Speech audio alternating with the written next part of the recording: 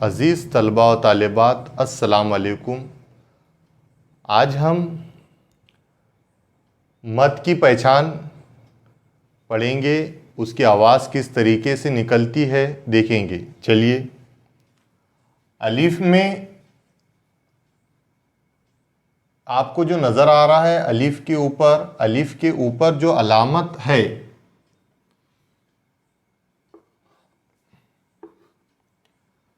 اسے مد کہتے ہیں۔ کیا کہتے ہیں اسے؟ مد، میم دال زبر مد۔ اس کی علامت کچھ اس طریقے سے آتی ہے۔ اس علامت کو مد کہا جاتا ہے۔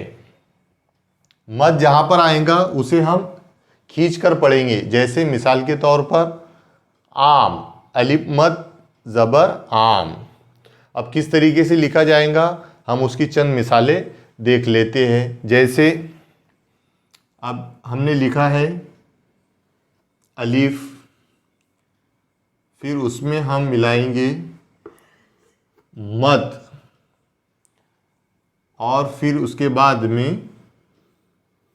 میم۔ تو اس طریقے سے یہ کیا بن جائے گا، اس کو لکھیں گے الف، اور یہ مد اس کے اوپر آئے گا، الف مد زبر، اس کی آواز کھینچی جائیں گی، الف مد زبر آ، کیا پڑھا جائے گا آ، اور اس کے بعد میں میم۔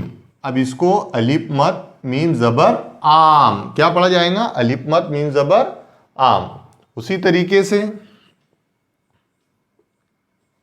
یہاں الف، پھر اس کے بعد مد، اور پھر غاب۔ اس کے بعد میں یہ کیا بنے گا؟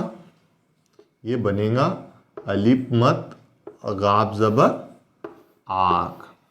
اسے پڑھیں گے الف مد غاب زبر آگ۔ اس کے بعد میں دیکھیں گے ہم الف، پھر مد، اور پھر خے، اور پھر رے۔ یہ کیا بن جائے گا؟ الف مد زبر آ، خے رے زیر خیر، یہ بن جائے گا آخر۔ اس کے بعد میں آئے گا الف، پھر مد، اور پھر سین، یہ بن جائے گا الف مد سین زبر آس۔ اسی طریقے سے اور بھی بنیں گے، الف، پھر مد، اس کے اوپر مد لگائیں گے، اور پھر پی، یہ بن جائے گا الف مد پے زبر آپ۔ اسی طریقے سے الف، مد،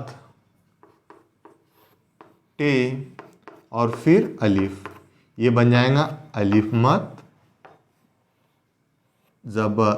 زبر آ، ٹے الف زبر ٹا، آٹا۔ اسی طریقے سے الف، اور پھر مد، اور پھر نون، یہ بن جائے گا الف مد نون زبر آن۔ اور پھر اس کے بعد میں جیسے آیا لکھ سکتے ہیں اپن، بہت سارے چھوٹے چھوٹے الفاظ ہیں، آیا، اور آؤ، اور آخ،